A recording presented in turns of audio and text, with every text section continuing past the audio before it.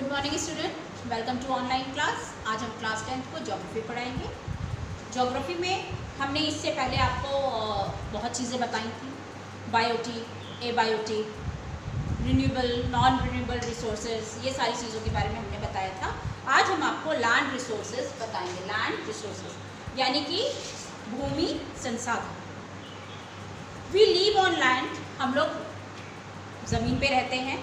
We perform our economic activities on land and we use it in different ways. जो हमें ज़मीन से चीज़ें मिलती हैं उनका हम इस्तेमाल अलग अलग तरह से करते हैं। Land is a natural resource of utmost importance. जो लैंड है वो हमारी प्रकृति द्वारा हमको मिला हुआ है, जो हमारे लिए बहुत ही महत्वपूर्ण है, क्योंकि प्रकृति से, नेचुरल चीज़ों से हमें बहुत चीज़ें मिलती हैं प्रकृति से, जिसका हम इस्तेमाल अपने डेली यूज़ में करते हैं। इट सपोर्ट नेचुरल वेजिटेशन, प्रकृति से हमें, जैसे आप देखिएगा जंगलों से हमें पेड़ पौधे कई तरह के पेड़ मिलते हैं। जंगलों में आपको कई आयुर्वेदिक दवाएं भी मिलती हैं। अगर आपको नॉलेज है तो ढूंढेंगे तो वहाँ पे आयुर्वेदिक कई दवाएं मिलती हैं। जंगल में आप वाइल्ड लाइफ, जंगली जानवर भी आपको देखने को मिलेगा। ह्यूमन लाइफ, लैंड पे आपको ह्यूमन मतलब इंसानों की लाइफ के बारे में भी आप जानते हैं, आपको देखने को मिलेगा। इकोनॉमिक एक्टिविटीज़, इन लोगों की कार्य करने की तरीके या जो चीज़ें हमको प्रकृति द्वारा या ज़मीन से हमको मिलती हैं उन चीज़ों का हम लोग इस्तेमाल अलग अलग तरह से करते हैं। ट्रांसपोर्ट एंड कम्युनिकेशन सिस्टम, यानी कि ट्रांसपोर्ट यानी कि सामान एक जगह से दूसरी जगह हम पहुंचाते हैं। एक दूसरे से संचार, एक दूसरे से कम्युनिकेशन बना हुआ है। जैसे आप देखिएगा, अगर हमारा गांव में एक एग्जांपल देखिएगा कि जैसे एक खेत में एक अनाज उग रहा है, एक एरिया में गेहूं उगता है, दूसरे गांव में चावल की पैदावार अधिक है, तो हम लोग क्या करते हैं, अपने यहाँ जो गेहूं है उसको हम लोग एक्सपोर्ट करते हैं। ठीक है, जैसे एक्सपोर्ट हमने किया, साउथ की तरफ चावल ज़्यादा होता है ना, हमने वहाँ पे एक्सपोर्ट किया, वहाँ से हमने चावल लिया। ठीक, तो यानी कि ट्रांसपोर्ट की चीज़ें, यानी कि जो चीज़ें हम अपने स्टेट में बनाते हैं और करते हैं उसको दूसरी जगह पे ट्रांसपोर्ट कर सकते हैं। एक जगह यातायात के साधन, या एक आप देखिएगा कि रोड वगैरह सही बनी होती हैं तो हम लोग क्या करते हैं, अपना खुद भी एक जगह से दूसरी जगह आसानी से पहुंच सकते हैं। तो एक हम लोगों का कम्युनिकेशन बना हुआ है, एक दूसरे से लिंक है। अगर लिंक रहेगा तभी तो। अब मान लीजिए जैसे आज हम यहाँ पे रह रहे हैं, दिल्ली में भी हमारा कोई रह रहा है, तो क्या है, हम इलाहाबाद से जब चाहे दिल्ली चले जाए, जब चाहे दिल्ली से इलाहाबाद आ जाए, तो हमारा कम्युनिकेशन बना हुआ है। However, land is an exist of finite magnitude, therefore it is important to use the available land for various purposes with careful planning. अब हमको ज़मीन से कई चीज़ें प्राप्त होती हैं, तो इन चीज़ों का इस्तेमाल हमको सही तरीके से करना चाहिए, वेस्ट नहीं करना चाहिए। जैसे आप देखिए, पानी हमको ज़मीन से मिलता है, हमें प्रकृति से ही पानी मिलता है। अगर हम उस पानी का मिसयूज़ करेंगे तो धीरे धीरे क्या होगा, पानी ख़त्म हो जाएगा, फिर हमको पानी नहीं मिलेगा।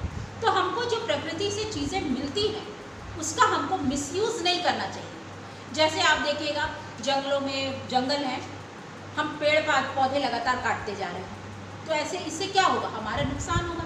जो जंगलों में जानवर हैं वो कहाँ आएंगे, वो गाँव में आएंगे, शहरों में आएंगे, और जंगलों में जो इम्पॉर्टेंट, बहुत ही महत्वपूर्ण जड़ी बूटियाँ हैं जिससे दवाई बनती हैं, वो भी बर्बाद हो जाएगी। तो इसलिए क्या है कि हम लोगों को जो प्रकृति से चीज़ें मिली हैं उनको सेफ रखना चाहिए, उनको बर्बाद नहीं करना चाहिए। तो इसके लिए क्या है कि हम प्लानिंग करते हैं कि हमको किस तरीके से चीज़ों का इस्तेमाल करना है। जैसे अगर हम एक पेड़ काट रहे हैं, हमको पेड़ की ज़रूरत है फर्नीचर बनाने में, पेड़ काट रहे हैं तो उसकी जगह हम 4 पेड़ लगाएं, है ना। तो यानी कि एक पेड़ कटता है तो हमारा 4 पेड़ तैयार होता है। तो इससे क्या होगा, हमारा प्रकृति का नुकसान नहीं होगा। अब जैसे हम पानी घर में इस्तेमाल कर रहे हैं, उस पानी को हम वेस्ट ना होने दें, जैसे जितना पानी, जैसे मान लीजिए आपने खाना बनाने के लिए यूज़ किया, चावल धो रहे हैं या दाल धो रहे हैं, तो उसका जो पानी निकल रहा है उसको नाली में ना फेंक करके आप उसको पौधे में डालिए। तो आप पौधे में डालेंगे तो हमारा क्या होगा, पौधा भी बड़ा होगा, है ना। तो क्या हुआ कि हमने पानी का इस्तेमाल दूसरी तरीके से हमने कर लिया, किसी चीज़ को वेस्ट नहीं किया है। तो इन सब को करने के लिए हमें प्लानिंग करनी होती है। India has land under a variety of relief features, namely mountain, plateau, plain and island. हमारे भारत में कई चीज़ें पाई जाती हैं, आपने देखा होगा, बड़े बड़े पहाड़ भी हैं, छोटे छोटे पहाड़ियाँ भी हैं, प्लेन एरिया भी है जहाँ पे खेती होती है, रेगिस्तान एरिया भी है। मतलब हमारे इंडिया में हर तरह का क्लाइमेट है, तो हर तरह की यहाँ पे चीज़ें भी हमको प्राप्त होती हैं या देखने को मिलती हैं। About 43% of the land area is plain, which provide facilities for agriculture and industries। यानी कि हमारे इंडिया में 43% ज़मीन जो है वो प्लेन ज़मीन है, जिसमें हम खेती करते हैं और फैक्ट्री लगाते हैं। खेतों से हमारा जो कच्चा माल निकलता है उसको फैक्ट्री में हम देते हैं तो वो बन करके आता है। जैसे एग्जांपल में आप देख लीजिए, खेतों से हम कपास उगाते हैं, रुई उगाते हैं, वही रुई हम क्या करते हैं, फैक्ट्री में बेचते हैं, तो वहाँ उस रुई से क्या बनता है, धागा बनता है। और जब वो धागा बन जाता है तो उस धागे को हम दूसरी फैक्ट्री में बेचते हैं, या उसी फैक्ट्री में कपड़ा बनता है, जिस कपड़े का हम लोग इस्तेमाल करते हैं और हम लोग उस कपड़े को बिजनेस के रूप में दूसरी जगह बेचते हैं। Mountains account for 30% of the total surface area of the country and ensure canal flows of some rivers। अब आप देखिएगा कि अभी हमने तो खेतों का बताया कि ज़मीन जो खेती होती है। दूसरा आप देखिएगा जो हमारे यहाँ नदियाँ आती हैं वो कहाँ से आती हैं, माउंटेन से आती हैं। ठीक, माउंटेन से जो नदियाँ आती हैं वो हमारा पूरे ज़मीन पे फैलती हैं। जैसे देखिएगा पहाड़ों से आएंगी, गंगा नदी पहाड़ से आती है ना। ऐसी कई नदियाँ हैं जो पहाड़ों से आती हैं, जो हमारे भूमि पे फैलती हैं, और उस जल का इस्तेमाल हम बिजली बनाने में करते हैं, खेती बनाने में करते हैं, खेतों में अनाज उगाने में, सिंचाई करने का काम आता है वो पानी, और वो पानी हम घरों में भी इस्तेमाल करते हैं। About 27% of the area of the country is the plateau region. It possesses rich reserve of minerals, fossil fuels and forests। और कौन सा एरिया हमारा है, प्लेटो। तो वो रीजन में क्या होता है कि फॉसिल फ्यूल्स मिलते हैं हमको। फॉसिल फ्यूल्स उसे कहते हैं बेटा जो मरे हुए जानवर और जो प्लांट मर गए हुए होते हैं उनसे बनते हैं, ठीक है, उनका हम लोग इस्तेमाल करते हैं। जैसे पेट्रोल वगैरह जो है हमको ज़मीन के अंदर से मिलता है, तो ये इसी से प्राप्त होता है। मिनरल्स, कई तरह के मिनरल्स जैसे लोहा हो गया, तांबा हो गया, सिल्वर है और गोल्ड है, ये सारी चीज़ें हमें कहाँ, ज़मीन के अंदर से मिलती हैं। फॉरेस्ट, जंगल हैं, जो जंगल हमारे बहुत काम आते हैं। तो ये प्लेटो से हमें ये सारी, जहाँ प्लेटो है वहाँ पे ये सारी चीज़ें, मिनरल्स, फॉरेस्ट, ये सारी चीज़ें हमें प्राप्त होती हैं। लैंड यूटिलाइजेशन, अब ज़मीन का इस्तेमाल हम कैसे करते हैं या क्या करते हैं। Land resources are use for the following purposes, मतलब ज़मीन जो है हम लोग किस किस प्रकार से यूज़ करते हैं। पहला है फॉरेस्ट यानी जंगल। ज़मीन का आधे हिस्से में क्या है, हमारा जंगल है, कुछ हिस्से में। दूसरा है land not available for cultivation, कुछ लैंड ऐसे हैं जहाँ पे हम खेती नहीं करते हैं। Barren and waste land, land put to non agriculture use, example building, roads, factories etcetera. जो वेस्ट लैंड है यानी कि कुछ लैंड पे हमने क्या किया है, खेती करना की शुरुआत की है, अनाज उगाते हैं। कुछ लैंड हम फैक्ट्री में देते हैं। कुछ जो हमारे वेस्ट लैंड बचे होते हैं तो उसको हम क्या करते हैं, सड़क बनाते हैं ताकि यातायात के साधन बने, हम अपना खुद भी एक जगह से दूसरी जगह जा सकें और अपने सामान को भी एक जगह से दूसरे एरिया में पहुंचा सकें। यानी कि रोड बनाते हैं, ब्रिज बनाते हैं ताकि वहाँ पे हमारी गाड़ी आराम से, ट्रक हो गया, मोटर बाइक हो गया, कार हो गया, ये आराम से हम चला सकें। हम बिल्डिंग्स बनाते हैं, घर बनाते हैं, जिस वेस्ट लैंड को हम मिसयूज़ नहीं करते हैं, तो उसका क्या करते हैं, हम बिल्डिंग बनाएंगे, फैक्ट्रीज बना लेते हैं।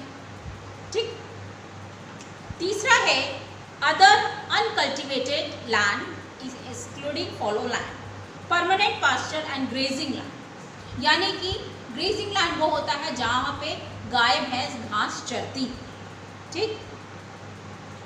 Land under miscellaneous tree crops grows not included is not shown area। अब कुछ जो है ज़मीन ऐसे हैं जहाँ पेड़ उगते हैं, आप देखिएगा जहाँ बड़े बड़े पेड़ होते हैं वहाँ पे हम छोटे पेड़ पौधे नहीं लगाते हैं। अगर हम बड़े पेड़ों के नीचे अगर छोटे पेड़ पौधे लगाएंगे तो वो क्या है, उनको सूरज की रोशनी ठीक से नहीं मिलेगी, तो वो अच्छे से पनपेंगे नहीं, अच्छे से उगेंगे नहीं। तो ऐसे बड़े बड़े पेड़ हैं। Cultivable waste land left uncultivated for more than 5 agricultural years। यानी कि कुछ वेस्ट लैंड ऐसे हैं जिनको 5 साल तक खाली छोड़ दिया जाता है, खेती के काम नहीं लाया जाता, उपयोग नहीं लिया जाता है। Follow lands, currents follow left without cultivation for 1 or less than 1 agricultural years। अब इसमें क्या है कि वो लैंड जो है जहाँ पे साल भर खेती होती है, other than current follow left uncultivated for the past 1 to 5 agricultural years। यानी कि जहाँ पे 1 साल से लेकर 5 साल तक के हम लोग खेती करते हैं। Net shown area shown more than once in an agricultural year plus net shown area is known as gross cropped area। जब हम खेती करते हैं तो आपने देखा होगा इस साल में हम 2 खेती करते हैं, एक खरीफ की फसल उगाते हैं, एक रबी की फसल उगाते हैं, यानी 6 महीने। ऐसा इसलिए करते हैं कि मान लीजिए हमने 6 महीने गेहूँ जो हमने उगाया है, गेहूँ कटने के बाद फिर अगर हम गेहूँ उगाते हैं उसी ज़मीन पे तो खेती अच्छी नहीं होगी, गेहूँ अच्छी क्वालिटी का और ना ही अच्छी क्वांटिटी का मिलेगा। तो इसके लिए हम क्या करते हैं कि जैसे अगर हमने गेहूँ लगाया है तो गेहूँ कटने के बाद हम उसमें दूसरी फसल लगाते हैं ताकि उस फसल की पैदावार अच्छी। और हमने बताया जो वेस्ट लैंड है उसका हम लोग बिल्डिंग बना लेते हैं, फैक्ट्रीज बनाते हैं। अब है land use pattern in India, यानी कि भूमि का उपयोग भारत में हम लोग किस तरीके से करते हैं। The use of land is determined both by physical factors such as topography, climate, soil types as well as human factors such as population density, technical capacity and culture and traditions etc। अब जैसे ज़मीन है तो आपने देखा होगा ज़मीन में कुछ ज़मीन पे खेती होती है, कुछ पे हम लोग फैक्ट्रीज लगाते हैं, कुछ जो खाली ज़मीन होती है उसमें हम लोग रोड बनाते हैं, बिल्डिंग्स बनाते हैं, ये सारी चीज़ें बनाते हैं। लेकिन आप एक चीज़ देखिएगा कि जनसंख्या पॉपुलेशन जो होती है हमारी वहीं पे आपको मिलेगी जहाँ पे खेती होती है। ठीक है, जहाँ का क्लाइमेट बहुत ज़्यादा गर्म नहीं होता, बहुत ज़्यादा ठंडा नहीं होता, नॉर्मल क्लाइमेट होता है, जहाँ पे खेती जो हम अनाज उगा रहे हैं तो वो हमारा अच्छे से पैदावार हो उस अनाज की। जैसे आप उत्तर प्रदेश ले लीजिए, हरियाणा ले लीजिए, पंजाब ले लीजिए, यहाँ पे खेती बहुत बढ़िया होती है, सिंचाई के साधन भी हैं, है ना। तो आजकल तो लोग ट्यूबवेल का भी इस्तेमाल करते हैं, नदियाँ भी नज़दीक हैं तो नदियों से अपना मतलब खेतों में सिंचाई करते हैं। तो इससे क्या होता है कि जो ये एरिया है यहाँ पे लोग ज़्यादा रहते हैं, क्योंकि यहाँ पे पूरी तरीके से हमारा भारत एक ऐसा है जो पूरी तरीके से खेती पर ही निर्भर है।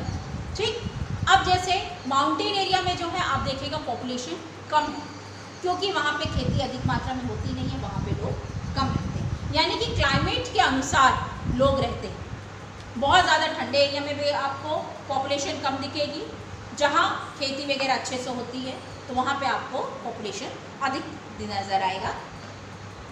और दूसरा सॉइल टाइप्स, यानी कि जो हमारे इंडिया में अलग अलग जगह की मिट्टी है, कुछ मिट्टी जो बहुत उपजाऊ है, ठीक है, तो उसमें अलग तरह के पौधे उगाए जाते हैं। जो कम उपजाऊ है वहाँ पे अलग चीज़ें होती हैं। मतलब हमारे पूरे इंडिया में अलग अलग स्टेट में अलग अलग खेती होती है। जैसे आप साउथ की तरफ जाओगे तो वहाँ चावल सबसे ज़्यादा होता है, आप हमारे नॉर्थ की साइड जाओगे तो वहाँ गेहूं की खेती ज़्यादा होती है, आप ठंडे उधर जाओगे तो वहाँ पे आप देखोगे फल हो गया, सूखे मेवे हो गए, वहाँ पे ये होता है। तो यानी कि हमारा जो है क्लाइमेट के हिसाब से पूरा खेती होती है, जहाँ पे जिस हिसाब से क्लाइमेट होता है।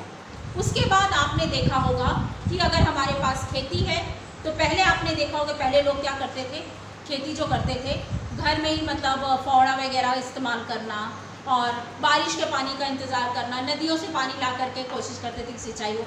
लेकिन आज क्या है, हमारे पास टेक्नोलॉजी, हमारे पास मशीन है, तो हम खेतों में भी मशीनों का इस्तेमाल करने लगे हैं। जैसे ट्रैक्टर का इस्तेमाल करते हैं, बीज बोने वाली मशीन है, और क्या कहते हैं, गेहूँ काटने वाली मशीन है। अलग अलग तरह की हमने मशीनों का इस्तेमाल किया है। खेतों में अब हम ट्यूबवेल का इस्तेमाल करते ताकि मतलब बिना पानी के हमारी फसलें ना सूखें। तो इससे क्या होता है कि पैदावार अच्छी होती है, चीज़ें अच्छी होती हैं, जिसको अगर पैदावार अच्छी होगी तो उसको बेचेंगे तो उसका मुनाफा भी अच्छा होता है। Total geographical area of India is 3.28 million square kilometer. Land use data, however, is available on for 93% of the total geographical area because the land use reporting for most of the northeast state except Assam has not been done fully. Moreover, some areas of Jammu and Kashmir occupied by Pakistan and China have also not been survived. अब इसमें क्या बताया है कि जैसे ठंडा प्रदेश, जैसे आप जम्मू कश्मीर में देखिए, वहाँ पॉपुलेशन कम है। असम में भी पॉपुलेशन कम है क्योंकि वहाँ पूरे टाइम बारिश होती, वहाँ पे भी खेती अच्छे से नहीं हो पाती। ज़्यादातर आप देखेंगे असम में आपको चाय पत्ती की खेती सबसे अधिक होती है, क्योंकि वहाँ पे सीढ़ी नुमा खेत बनाए जाते हैं, वो थोड़ी, ताकि वहाँ पे लोग रह सकें। लेकिन क्या है कि ऐसे एरिया में लोगों की जनसंख्या कम होती है, जहाँ पे खेती कम होती है, और ये क्लाइमेट की वजह से असर करता है। आप देखेंगे चाइना में भी, आप देखेंगे चाइना साइड में क्या ज़्यादातर ठंडा है, तो वहाँ पे भी खेती कम होती है। तो इसलिए आप देखेंगे वहाँ पे लोग जो हैं ज़्यादातर जानवरों को खा करके ही रहते हैं। लेकिन हमारे यहाँ खेती होती है, जहाँ खेती होती है तो वहाँ पे लोग पूरी तरीके से ज़्यादातर क्या है, वेजिटेरियन होते हैं। The land under permanent pasture has also decreased. अब क्या है, जो क्या कहते हैं खेतों में है, अब जैसे आप समझ लीजिए जो गाय जहाँ पे चरती हैं, ठीक है, तो ग्रेजिंग अपना वो जो करती हैं, तो अगर उसी जगह पे बार बार गाय घास खाती रहेंगी, अगर आप गाय को या जानवर को दूसरी जगह पे नहीं ले जाते, तो क्या होता है, धीमे धीमे वहाँ पे वो ज़मीन जो है वो निर्जीव हो जाती है, यानी कि वो पूरी ऐसी हो जाती है कि फिर उसमें आप कोई अनाज नहीं उगा सकते हो। तो इसलिए चरने के लिए हमें पशुओं का अलग अलग जगह देनी चाहिए। अब है हमारा लैंड डिग्रेडेशन एंड कंजर्वेशन। तो इसका मतलब ये है, लैंड डिग्रेडेशन यानी कि जो हमारी ज़मीन है उसका धीरे धीरे पतन होता जा रहा है, मतलब कम होती जा रही है।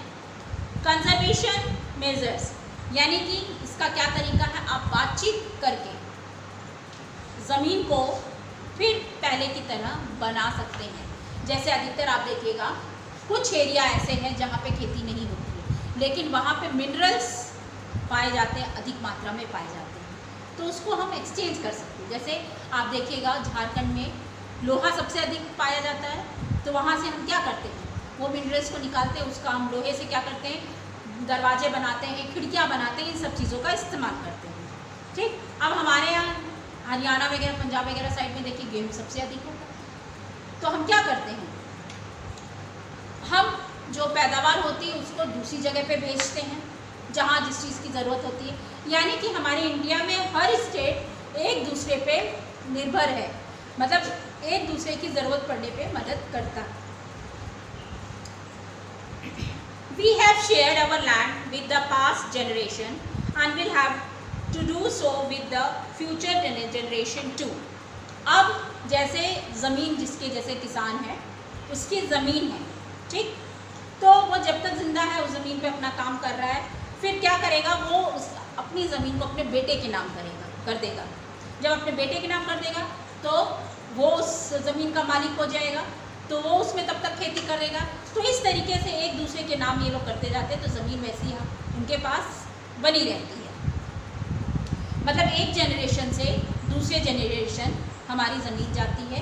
और किसानों का क्या है, अगर परिवार में जैसे पिता किसान हैं तो बच्चे भी किसानी करने में मतलब इच्छा होती तो वो भी अपना किसानी करते हैं, खेती करते हैं। 95% of our basic needs for food, shelter and clothing are obtained from land. अब 95% आप समझ लीजिए हम लोग क्या है, खेतों पे ही निर्भर हैं, क्योंकि खेतों से ही हमें अनाज मिलता है।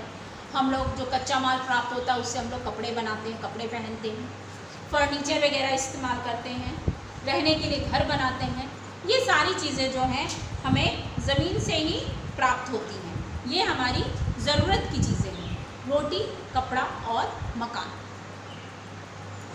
Human activities have not only brought about degradation of land but have also elevated the pace of natural forces to causes damage to land.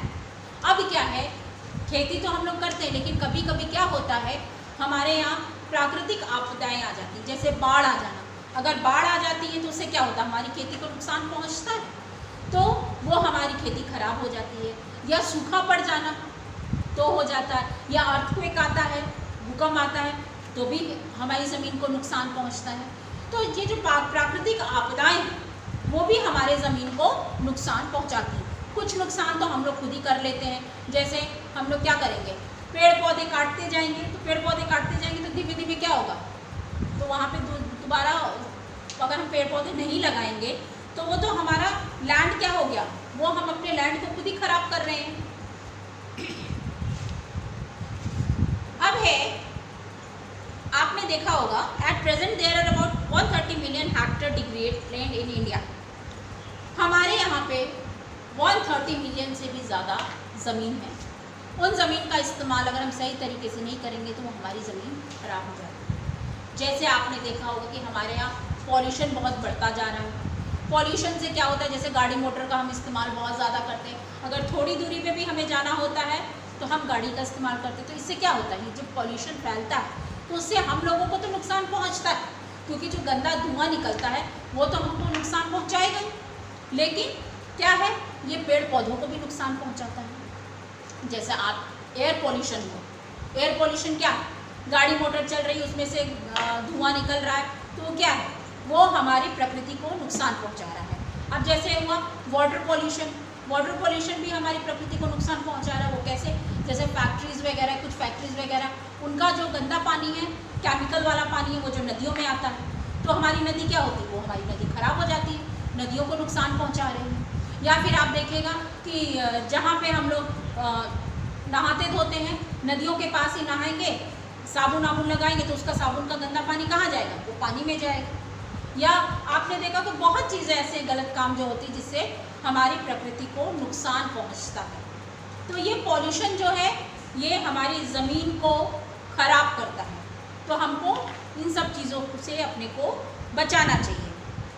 अब एक और है, जैसे गाय भैंस चरने के लिए हम भेज देते हैं, अगर एक ही ज़मीन पर बार बार गाय भैंस चरेगी, बकरी चरेगी, तो क्या होगा, वो एरिया जो होता है वो एकदम ख़राब हो जाता है।